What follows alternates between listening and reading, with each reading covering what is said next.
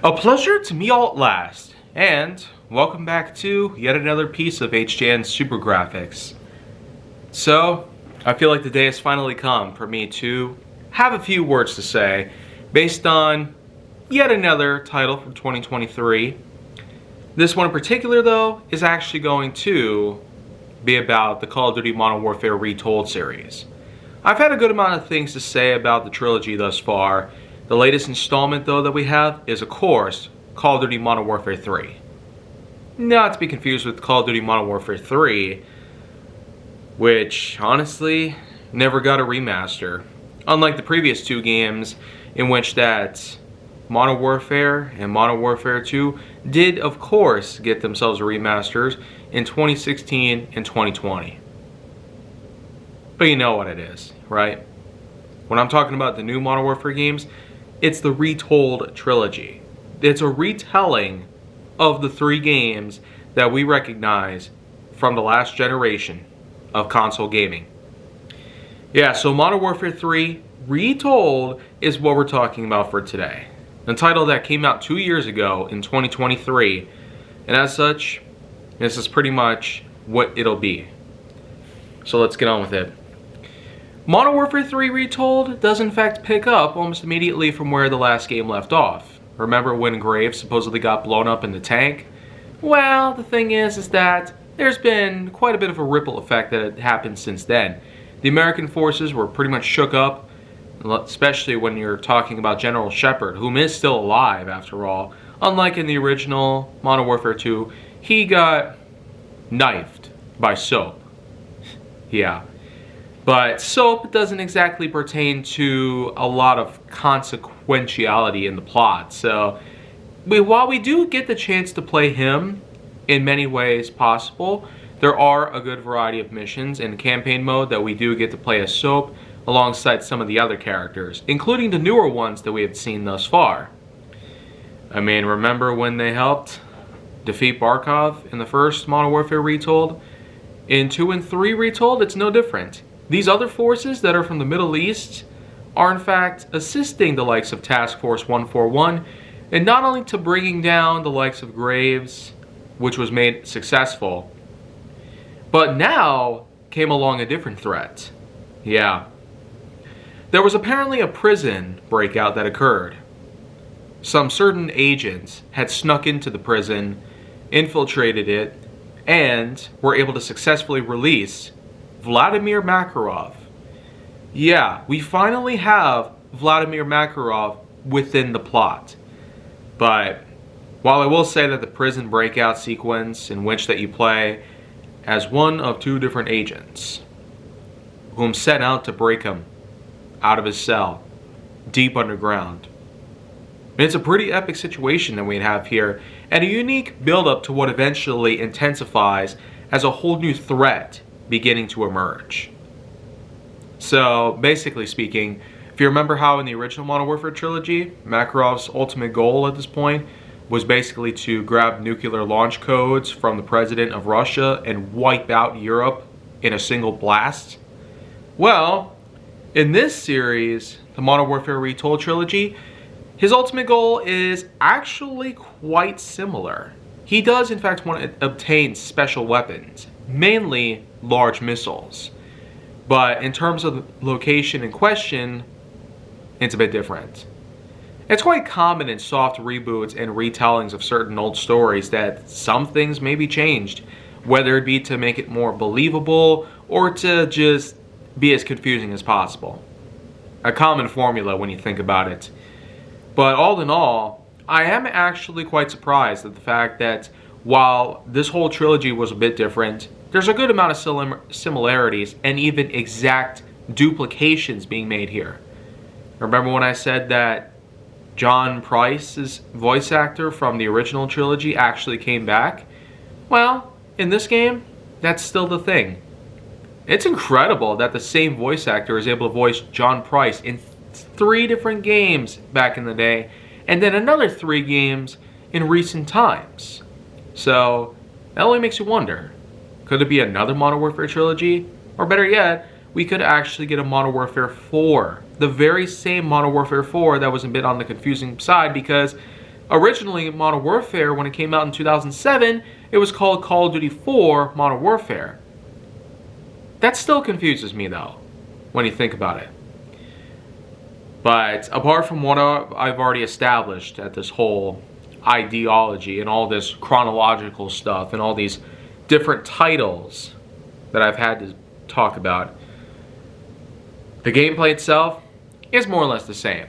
A good few different things are added in, including the ability to move while reloading, aim while reloading, opening and closing doors, jumping into prone, aiming while prone, and standing up and aiming. You know, it's a unique series of fluid controls that do allow the player to maneuver in any ways possible. This does allow for much more possibilities to be made. And with the first mission alone, in which that we do play as Task Force 141 after the breakout had occurred with Makarov, well, it does quite become clear that we do have ourselves quite a contender in the field. And this not only is something that most people seem to find way better than most other FPS games, Treyarch has just done so much more for the Call of Duty franchise than we could have anticipated. And even with the most recent installment, Black Ops 6, or Black Ops Gulf War, as most people have come to know it as, because that's pretty much what it is. Not like Black Ops Cold War, which honestly could have been just named Black Ops 5, since the last one was just Black Ops 6. So, I don't know what else to say about that part. But I do have plenty more to say about Modern Warfare 3 in its campaign mode. Obviously, we know that Makarov is hoping to get some super weapons in the same way that how he did in the original Modern Warfare trilogy. But what 141 is hoping to do here is not only to allow for ties to be severed with General Shepard because of what happened with Graves in the last game, but when you think about it, the whole thing pretty much just backfires on his own path. So, because after all, a trial is later on held within one of the missions themselves. You see, 141 actually tunes into live coverage inside a courtroom where General Shepard is actually taking a stand for a trial against him, and also against another formidable force that 141 had difficulty with. So that is impressive. What a way to create a downfall on two simultaneous foes, just so 141 can get back to the main task at hand. Find out where Makarov is and take him down.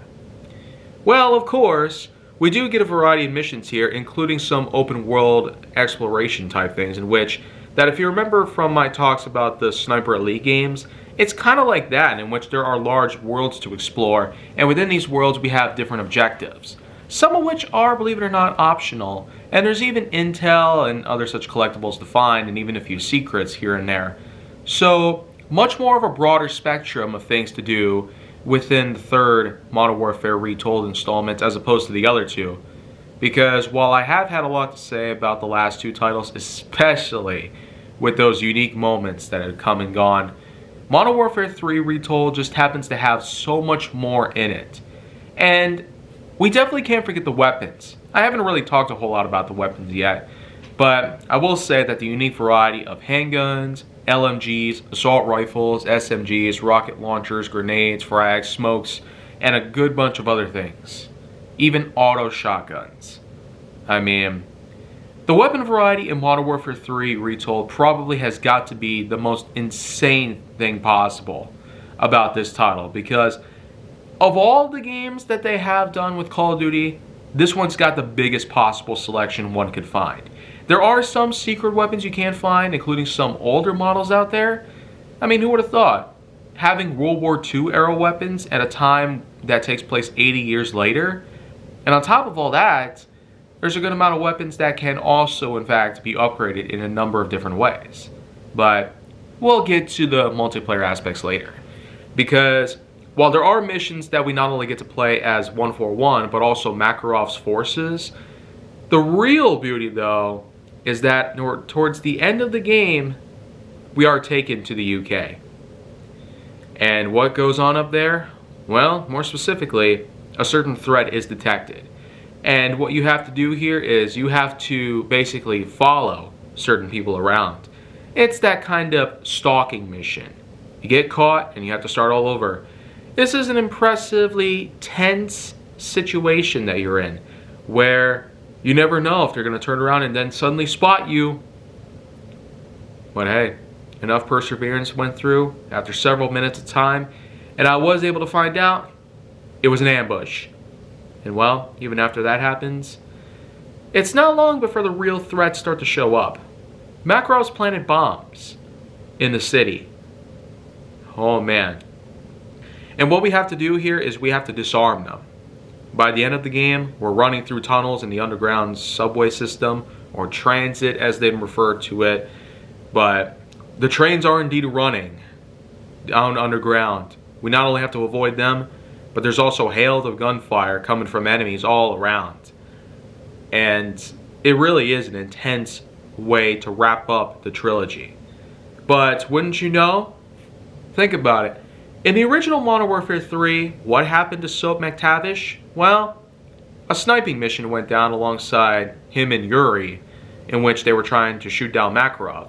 He unfortunately takes Kamarov hostage and eventually blows up the tower in which they're sealed in. But there was also bombs secretly placed inside the exact vantage point where Soap and Yuri are inside of. And while they're barely able to get out of there without being blown to smithereens, Soap unfortunately makes us fall to the ground. Not so lucky as with Yuri. While Yuri comes out barely unscathed, Soap ends up getting badly injured and ends up bleeding out. After several minutes of escorting, he is then put on a table where he unfortunately succumbs to his wounds. But not before relaying a terrible secret to Price. Makarov knows Yuri. And the rest of that whole thing was pretty much history for the books. And the end of a well-known character's story. Well, what happens here in Modern Warfare 3 Retold? Well, we are able to disarm both of the bombs that are underneath the city. And after the successful disarming of the second one, Makarov comes out of nowhere and starts really messing people up here. I mean, it gets to the point where he actually manages to shoot down Soap. Oh man. It came out of nowhere. I mean, this was one heck of a way to wrap up this trilogy. I mean, we got this far without Soap dying and all that, but then boom! Suddenly it happened right in front of us. Wow. And even though Price and the others are able to get to them, it's too late. Soap unfortunately died instantly from the shots, and Makarov was able to make his way out through the doors and seal them behind him. So the game just basically ends. Yeah. However, after the credits, there is basically an epilogue scene in which that it shows Soap's ashes being scattered by his fellow teammates. Ghost, Gaz, Price, they're all there for him. So at the end of the day, Soap is truly honored in his own unique way. With the last game, his body was basically just left there for whatever possibility could have erupted. Here, they actually give a honorable memoriam / mourning to his death. And on top of all that, this really does, in fact, open the door for a Modern Warfare 4. And I probably don't even have to say Retold in it, although maybe just for safety, I might end up doing so anyways. Even though there never was a Modern Warfare 4, the title Call of Duty 4 Modern Warfare still is a bit on the confusing side. So, to be in the best interest of my own safety and whatnot, I'll just simply call it Modern Warfare 4 Retold. When it comes out though, we'll just have to see. How will Price, Gaz, Ghost, and everybody else of Task Force 141 still alive go after Makarov and take him down for good? Well, only time will tell. Who else knows what Treyarch is going to come up with? Now, for the most part, that is one heck of a campaign mode. Unfortunately, it does fall a bit short in terms of the overall duration. I was able to beat the campaign mode in nearly 7 whole hours of time. And given the fact that I had gotten onto a relatively harder difficulty, and I was able to complete the missions on average of about 45 minutes time. In total, there was less than a dozen of them. So when you think about it, the math here, while it might add up on some equations, it doesn't exactly summarize, no pun intended really, any particular callback to basically anything else they could have done with the story. They could have just had it ended fair and square with Makarov getting defeated once and for all, but no. The main thing about Modern Warfare 3 Retold, though, are, in fact, believe it or not, a couple of things that I might as well talk about now. Multiplayer and zombies. So let's start with multiplayer function first. As with Modern Warfare 2 Retold, I've already considered it to be one of the best possible multiplayer matches in Call of Duty history. But what does the third game have in the Retold trilogy? Well, oh man, it's probably on the same level, if not better, than what Modern Warfare 2 Retold had to offer in terms of multiplayer function. I mean, you got a huge array of maps to work with, some of which are DLC related, and some of which are in fact throwbacks to some older Call of Duty games. I mean, who would have thought? We're basically fighting along in the likes of Infinite Warfare and Advanced Warfare related maps, even a Nuketown map. I mean, that's mostly a Black Ops thing, but Modern Warfare 3 Retold? Also, let's not forget, zombies is a thing here too. The thing is that Call of Duty is the generalized title for which that all modern day titles are associated with. Basically, since the Modern Warfare Retold trilogy started in 2019, they basically stopped making them more of independent things and started making them giant 200 plus gigabyte files for us to download and work with. Call of Duty just happens to be the main profile title of which that it's referred to. If we're downloading from the PlayStation Store, it's no exception. So the thing is that while we are able to simply recognize these as Modern Warfare 1 Retold, Black Ops Cold War, Vanguard, Modern Warfare 2 Retold, Modern Warfare 3 Retold, and I'm sure that Black Ops 6 might fall under the same category. But then again, what we're looking at here is a unique series of ginormous files with a lot of data inputted into them.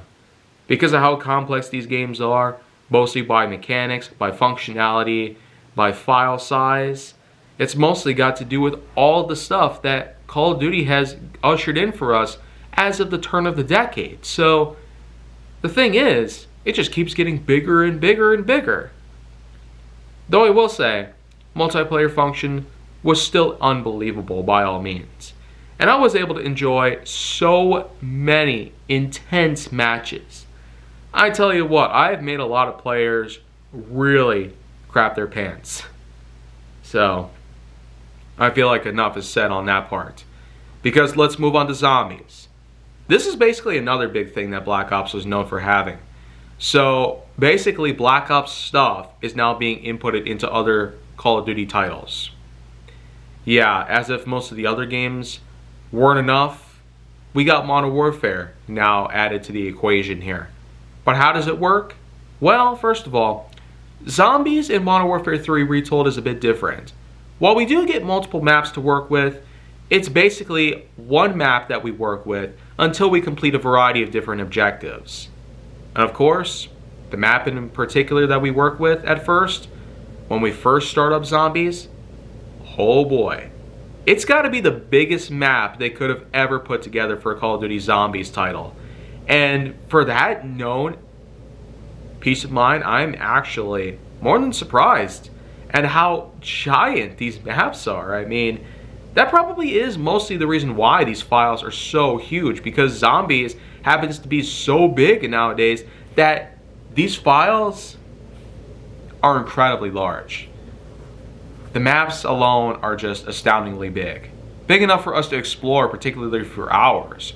I mean, we can not only discover new points of interest in days or weeks worth of time, but we could also get ourselves a variety of different weapons to pick out. Much like other Zombies installments in Call of Duty titles, there are weapons chalk laid out on the wall in which that we can purchase using the in-game credits. In-game credits, of course, are mostly gained by killing the zombies. That's basically what we do here. Through body shots or headshots, we can earn a good amount of money through those parts. There of course are the unique power-ups, including double point, insta-kill, ire veil, and even the famous kaboom. So, while we do get a good variety of different gameplay that at least is familiar, as with how Call of Duty World at War and the original Black Ops series had gone on and given us after all these years, it really is just incredible. The fact that I was 9 years old when they started doing this zombie stuff for Call of Duty, and now going on 26? That's a lot of years that this stuff has been going around. I could probably even argue that the same thing's going on with the Sonic and Mario Olympics games. They've been going on for about the same amount of time. So we're definitely in quite a big generation at this point regarding gaming. And nowadays, zombies has just gotten so enormous for what it is. It just seems to override a lot more than I want to say. Oh, but we definitely can't forget the fact that the Modern Warfare Retold series not only allows for gunfighting action and first-person shooting, but there's also third-person vehicular slaughtering. Literally, you could walk into vehicles and drive them around. And zombies is no exception. And the vehicles do offer a good amount of protection and or methods for rearming and situating yourself in a position where you can just mow the zombies down or shoot them from above, depending on what you like. Of course, the main thing about Call of Duty Zombies, like I've said, there are a variety of different tasks and objectives to complete. The more of them that you do, the more rewards you can get, and you can also unlock new maps, which usually can get harder. For the one map that I ended up playing though for a pretty long time, I'd say I've explored a good amount within the boundaries that were established. And of course, the main thing that you got to worry about though is survival. You of course do have to mark your position at some point and get taken away in a helicopter for all the points to count. Because if you die, you get nothing out of it. You have to get out of there as soon as you possibly can. Defeating a lot of enemies is one thing, getting a lot of points is another thing, completing all the objectives is another thing, but it wouldn't really matter that much if you don't get out of there alive. So at the end of the day, that's pretty much what you got to work on. But you can't exactly work on that too much because maybe you're too far away from a location. Maybe you're out on the water using one of the watercrafts. Maybe you're driving around on the road or near the railroad tracks. Maybe you're in some abandoned building or basically at a settlement where mercenaries are located. Yes, human mercenaries as well. So it's not only the fact that we're dealing with zombies and zombie dogs and even projectile shooting creatures or even entire hives covered in houses. Basically, it's a point where you can't really reside in there for too long. Otherwise, you could end up dead as a doorknob. Yeah, you got to clear out the hive of all of the different nests that are inside of it in order for the buildings to be secured and breathable again. So, all of this stuff that I've talked about Call of Duty Zombies in the Modern Warfare 3 Retold, at least, really does chalk it up to a big, big T. And with all of this in mind, I've had a lot to say about Modern Warfare 3 Retold. A unique story which surprisingly ended with Soap ended up dead. We almost figured he was going to live throughout this whole trilogy, unlike the last one. But no, the opposite happens. But hey, at least we now have a good motive for Price to want to enact revenge against Makarov, assuming if a part 4 comes around in the future. We'll just have to wait and see. But with multiplayer and zombies all added together, you got one heck of a 3 to put up there high on the list. And with that in mind, while I considered Call of Duty Modern Warfare 2 Retold to be the best that it could have possibly have ever been released thus far, we really got to hand it to the third one. 9.7 out of 10.1. Solid, solid, and more solid. I do feel like that maybe with a couple of different tweaks they could actually have made it into a true masterpiece of the time and possibly the best game out of 2023. And well, I've had a lot more to say about 2023 games, and I feel like that the list that I have to work with just keeps getting so much bigger over time. And with all that in mind, thank you guys very much for watching this segment of HJN Super Graphics. So come by tomorrow, and I'll have another piece up there for everybody to see. And I'm sure I'll have as much to say about it as I just have today.